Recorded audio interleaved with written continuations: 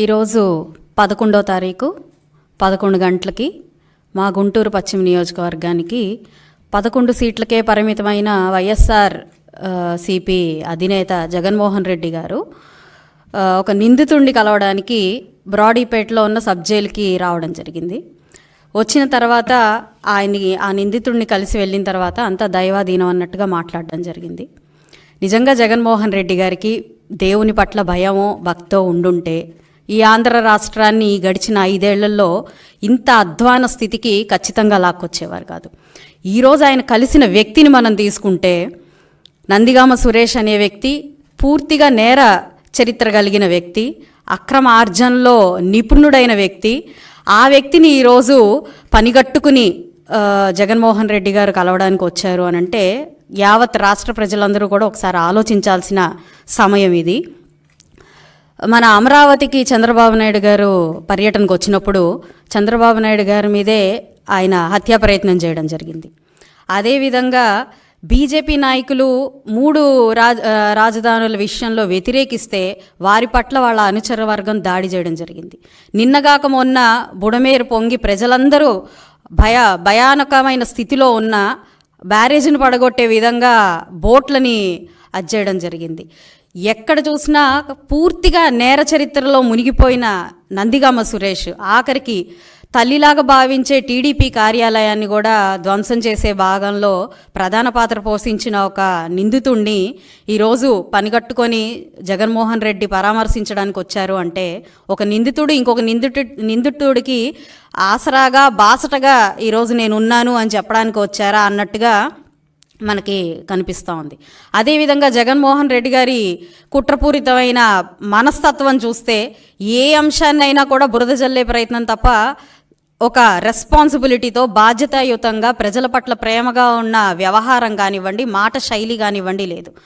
అంతటి వరదలో కూరుకుపోయి వచ్చిన ప్రజల్ని పరామర్శించే భాగం కాకుండా వారికి ఏమందించాలో ఒక ప్రయత్నం కూడా చేయకుండా ఇది కేవలం బురద ఈ గేట్లు ఎత్తేశారు, బుడమేరు వాగు ఈ గేట్లు ఎత్తేయడం వల్ల ఇంతటి విపత్తు జరిగింది, కేవలం చంద్రబాబు నాయుడు గారి వల్లే ఇంత వరద వచ్చింది అని చెప్పి అర్థం లేని అవాంఛనీయ మనకి అనుచిత వ్యాఖ్యల్ని చేసి వెళ్ళడం జరిగింది. అంటే ఎక్కడ ఏ ఛాన్స్ దొరికితే ఆ ఛాన్స్కి బురద జల్లే ప్రయత్నం తప్ప మరొక ఆలోచన కానీ అవగాహన కానీ ఎట్టి పరిస్థితుల్లో లేని ఒక ముఖ్యమంత్రిని మనం 5 ఏళ్లలో చూసాము. రాష్ట్ర అదృష్టము భగవంతుడి ఆశీర్వాదం వల్ల ఇలాంటి ఒక అసమర్థ అవివేకి అయిన ఒక రాజకీయ నాయకుడిని మనం వదిలించుకోగలిగాము.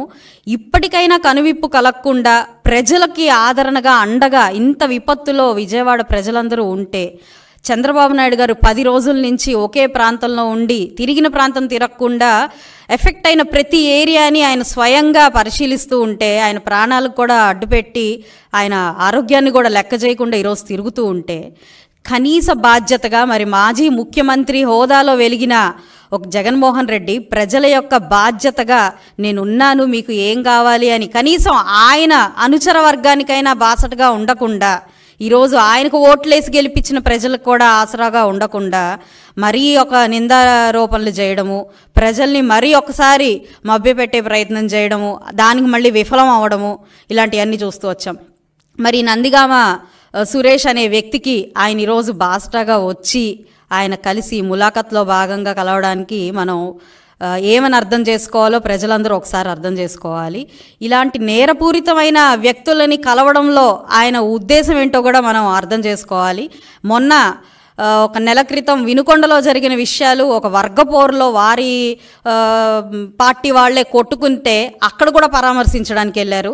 ప్రజల్ని పట్టించుకోలేదు, ఆయన నమ్ముకున్న కార్యకర్తలను కానీ నాయకుల్ని కానీ పట్టించుకోలేదు. ఆయన కార్యాలయానికి ఆయన కోసం మీట్ అవ్వడానికి వెళ్తే వాళ్ళకి కనీసం అపాయింట్మెంట్ ఇవ్వని పరిస్థితిలో జగన్మోహన్ రెడ్డి గారు చాలా బిజీగా బెంగళూరు తిరిగే క్రమంలో ఈరోజు పనిగట్టుకుని నందిగామ సురేష్ గారిని కలవడానికి వచ్చారు అని అంటే మనం అర్థం చేసుకోవాలి. ఎలాంటి నిందితుల్ని ప్రోత్సహించే ఒక పార్టీ అధినాయకుడు మన రాష్ట్రంలో ఇన్నాళ్ళు ఉన్నారు, 5 ఏళ్ళు పరిపాలించారు అని అంటే అట్లాంటి వ్యక్తిని అసలు రాజకీయ చరిత్రే లేకుండా మనం చేయాల్సిన అవసరం ఎంతో ఉంది. మరొక్కసారి ప్రజలు ఇలాంటి మభ్యపాటికో లేదంటే ఆయన చెప్పే మాటల్లో నిజముందేమో అనే ఒక ఆలోచనలోకి వెళ్ళినా కూడా పూర్తిగా సర్వనాశం అయిపోయే పరిస్థితికి మరొకసారి ప్రజల్ని లాక్కొస్తారు ఇలాంటి కుట్రపూరితమైన వ్యక్తులు, రాజకీయ నాయకులు. కాబట్టి ప్రజలందరూ ఒకసారి అర్థం చేసుకోవాలి. జగన్మోహన్ రెడ్డి గారి మాట కానివ్వండి, ప్రవర్తన కానివ్వండి, ఏ ఒక్కటి కూడా మనసులోకి కూడా తీసుకురాకుండా ఈరోజు తిప్పికొట్టే ప్రయత్నంలో మేమందరం కూడా ఉన్నాము. ఆయన మాటలు కూడా చెల్లవు. అయితే ఈరోజు ఇలాంటి నేరస్తుల్ని కలిసే ఒక భాగంలో ఆయన ఎంతటి నేరస్తుడో మనం అర్థం చేసుకోవాల్సిన అవసరం కూడా ఉంది. అండ్ వరద బాధితుల కోసం ఇప్పటికే చంద్రబాబు నాయుడు గారు చేస్తున్న పోరాటము ఈరోజు ఎప్పుడు కని విని ఎరగని విధంగా ఎమ్మెల్యేలతో సహా ప్రజాప్రతినిధులందరూ కూడా వరద ప్రాంతాలని పర్యటించడం, ఎన్యూమరేషన్లో భాగంగా ప్రతి ఒక్క ఎమ్మెల్యేకి వారు ఒక్కొక్క డివిజన్ చొప్పున కేటాయించడం, ప్రజలకి మేము ఉన్నామనే భరోసాని కల్పించడం నిజంగా చంద్రబాబు నాయుడు గారి ఉదార స్వభావానికి, వారి ఆలోచన తీరుకి జోహార్లు చెప్పుకోవాల్సిన తరుణం ఇది. మరొక్కసారి ఇలాంటి కుట్రపూరితమైన జగన్మోహన్ రెడ్డి గారి చర్యల్ని మనం తీవ్రంగా ఖండిస్తూ ఎప్పటికీ నమ్మకూడదు, ఇలాంటి వారికి మరొక అవకాశం ఇవ్వకూడదు అని చెప్పి కూడా మనవి చేస్తున్నాను.